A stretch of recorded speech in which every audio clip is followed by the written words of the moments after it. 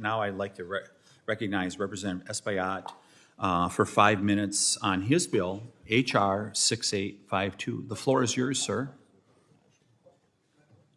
Mr. Chairman, before I begin, I would like to motion to submit roughly 25 letters from community leaders in support of the Holcombe Rucker Park Landmark Act into the record. So ordered. Thank you, Mr. Chairman, and good morning to all you esteemed members of the Natural Resources Subcommittee on Federal Lands. And thank you to the Rucker family and the Marius family and the McCullough family. The Rucker family is represented by Phil Rucker, and we have Stacy Marius, also from the Marius family, and Bob McCullough Jr.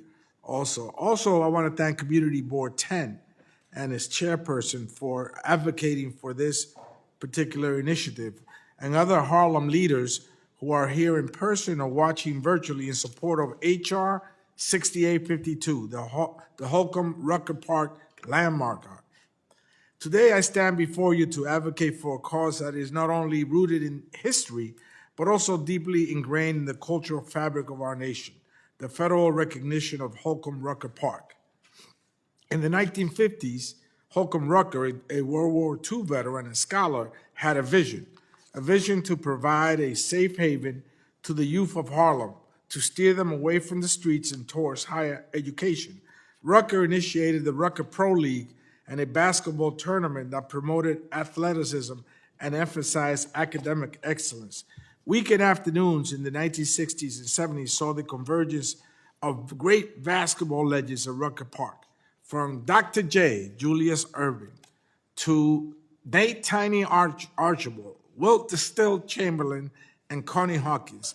And we have with us today, Mr. Chairman, a legend in his own right, Bobby Zorro Hunter, a Harlem Globetrotter, who I'm sure will throw a no-look pass to Mr. Nagoose. I'm not sure if he'll be able to catch it, but I hope that he will. The court at Rucker Park witnessed unparalleled talent and fierce competition. The Rucker motto is each one teach one. Underscore the commitment to mentorship and academic achievement, leading to 700 scholarships for aspiring athletes.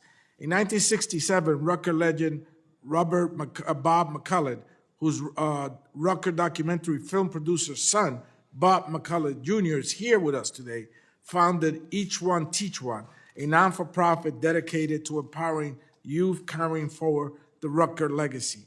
Throughout the years, Rucker Park evolved, embracing the intersection of sports and culture. Greg Marius, a founder of the Entertainers Basketball Classic, bridged the worlds of basketball and hip-hop, transforming Rucker into a cultural phenomenon. Eventually, multiple NBA stars such as Kobe Bryant, Kevin Durant, LeBron James, Jamal Crawford, Lamar Odom, Kareem Abdul-Jabbar, and my favorite, Earl the Pearl Monroe, participated in the Park's basketball tournament before becoming famous in the NBA. In June 2017, New York City honored Marius by renaming the Park's court after him, recognizing his pivotal role in preserving and shaping the park's legacy. Rucker Park isn't just a basketball court. It's a symbol of resilience, empowerment, and unity. It has inspired generations of athletes and served as a catalyst for social change. Today, I urge you to support H.R. 6852 by granting federal recognition to Rucker Park. We can ensure its preservation for future generations. We can honor its rich history, celebrate its cultural significance, and continue its legacy of mentorship and community empowerment. Together, let us ensure that Rucker Park remains a shining example of the power of sports to uplift and unite all of us. Thank you, Mr. Chairman, and I yield back. Yeah, thank you, Mr. Espaillat. And Earl the Pearl did not have to travel far to go play in Madison Square Garden, did he? Not far at all. Now I'd like to recognize Mr. Espaillat for an introduction of our next witness. Thank you, Mr. Chairman. And it is with great pleasure that I present to you one of the 50th greater players of the Rucker Pro League. He played with the great Meadowlark Lemon. We all remember the dribbling of Curly Neal and the dunks of Will Chamberlain. He is the chairman of the retired Harlem Globetrotters and a pioneer of the Each One Teach One program. The Harlem Globetrotters have delighted the world, not just the nation, but the world, through sports and friendship. Please, Mr. Chairman, help me welcome the great Bobby Zorro Hunter, a Harlem Globetrotter, who is accompanied by his traditional, historic red, white, and blue Harlem Globetrotter basketball. Thank you. Mr. Hunter, I wish I could give you more than 5 minutes. Well, I'll give you a pass. That's what we do. I thank you all because the Rucker Park International Monument will help the community. It helped me. Rucker Park is very important in my life. It saved me and Holcombe Rucker. He told me to say thank you and please and go to the library. And he spoke in a voice that you can always remember. It wasn't offensive. So every week I go to various basketball clinics and speaking engagements and try to speak in the same manner that he did so I could affect kids in the same way. And then I can see some like me, so I know exactly what to do. I recently saw Dr. J, who's the first one who did the Each One Teach One basketball clinic. I learned a lot from Dr. J during that clinic. Kids was piling in from the streets, and Dr. J sat down and went over not only his life, but their life in a certain manner. And I was really surprised. I saw Dr. J in Vegas at the Legends. And I told him, I said, Dr. J, you remember you scored 56 points against me? And he said, no. I said, well, that's not what bothers me. You came late. So you scored in a halftime, you scored 56 points.